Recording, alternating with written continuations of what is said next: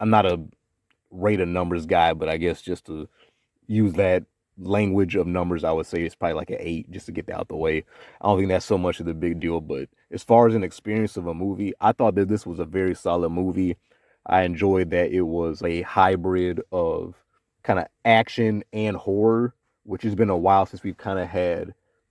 It's not a full blown horror. I would say it's kind of more of an action slash period piece, but definitely still showing great horror elements. And to my knowledge, this is the first time that Ryan Coogler, as a director, to my knowledge, has stepped into that lane. So him not fully going into that while still kind of leaning into action, I thought was very, very smart, because action obviously is something that we know that he has had experience with the Black Panther movies and whatnot.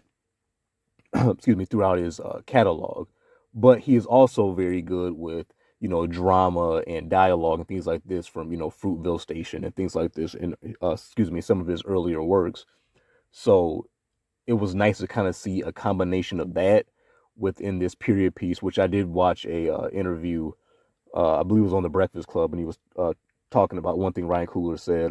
He was like, "Yeah, when I was making the Black Panther movies, he went to Africa. I believe he went to South Africa. I might be wrong on which country, but he went to one of the countries in the continent of Africa when he was making the Black Panther movie, probably just to get some more inspiration just on the soil of the continent of Africa, obviously, with the backstory of the fictional country of Wakanda being in the continent of Africa and all that type of stuff.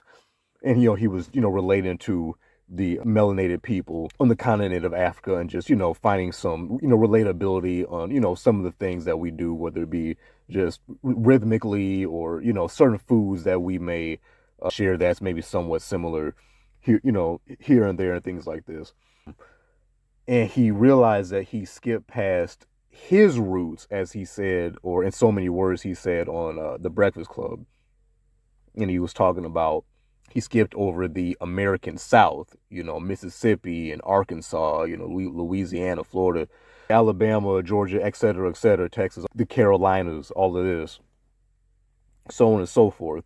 So he was like, let me get back to those roots right here in the country that I'm at. There's so much history here I can tap into, even just going back roughly about 90 years ago, which isn't, you know, you don't got to tap into ancient history or fictional ancient history at that, or futurism fantasy, which is dope in its own right and has a place. Obviously, it's within a comic book story. That's a whole other thing I can talk about too, that's separate from that.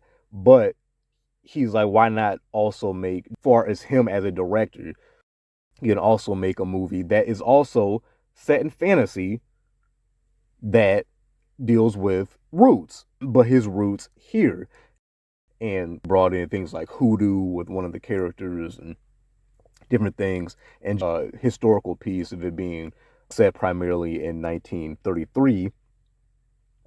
So you could say, the immediate past, but our past or immediate history, period piece of Black American history, and the music and different things like this, which I'll go into more detail tomorrow. But yeah, just to kind of give general thoughts.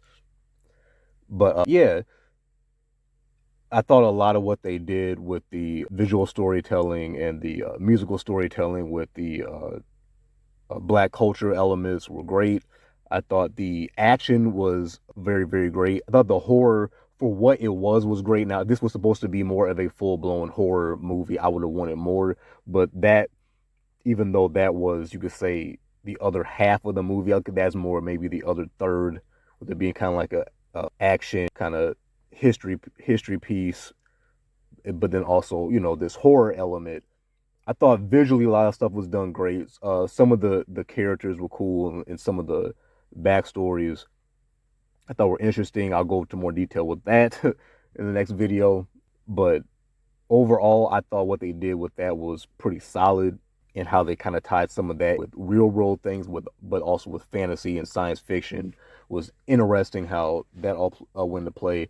I thought Haley Steinfeld's character in particular was very interesting. How her character kind of reflects her real life actress, who also is you could say technically is white, but does come from a ethnically mixed background, but maybe not quite as phenotypically prevalent anymore. Almost kind of like Drake's son Adonis or somebody like this, who will probably grow up to look, you could say, quote unquote, white passing, but has at least, within the last generation or two, some non-white family members, whether it be black or Asian or different things like this. And her character kind of reflected that. And it was interesting how her character kind of wanted to pick a side, quote unquote, especially at that time, which made it kind of interesting with the time period of 1930, 3 Mississippi, United States, obviously a very overtly racially divided time. And you have this woman who clearly could, quote unquote, pass as white, even though you can kind of look at her and see, like, wait a minute, like, let me see all your grandparents, like, let me go back a couple, like, somebody. But she's like, no, like, I'm choosing a side. And it was interesting how they kind of said it without saying it with one of Michael B. Jordan's characters, who he did a very great job with his two characters that he played.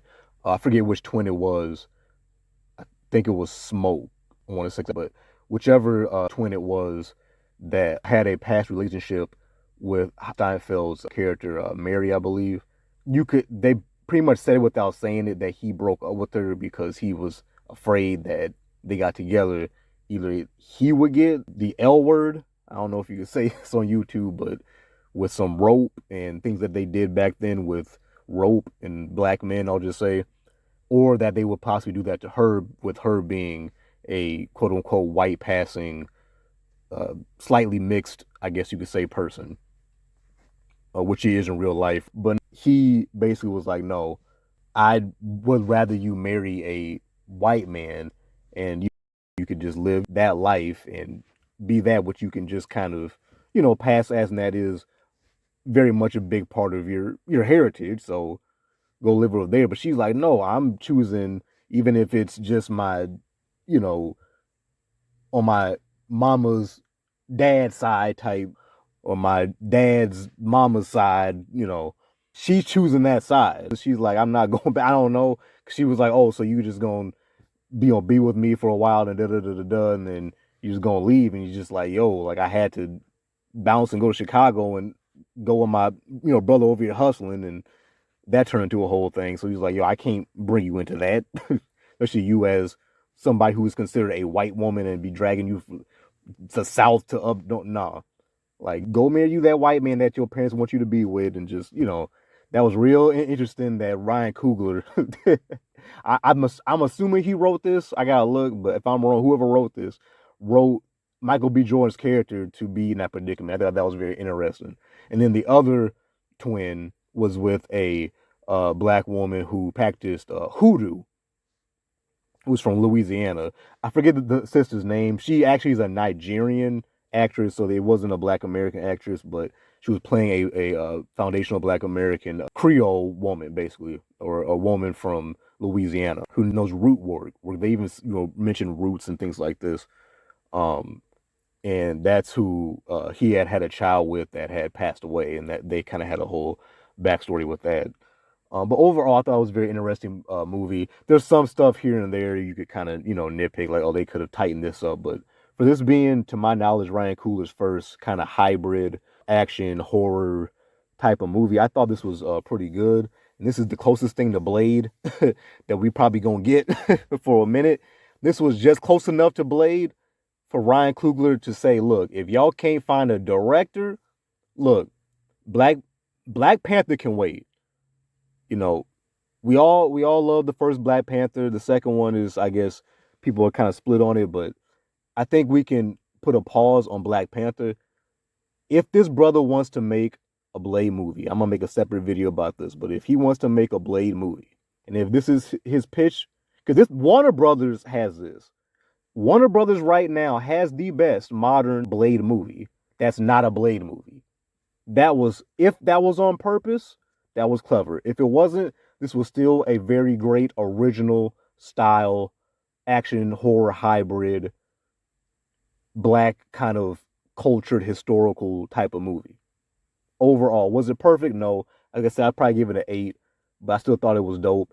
If this was Ryan Coogler giving his pitch to Disney, like, look, don't make me keep giving Warner Brothers these little Blade hybrid, not Blade, but closest you gonna get. I'm saying they're vampires.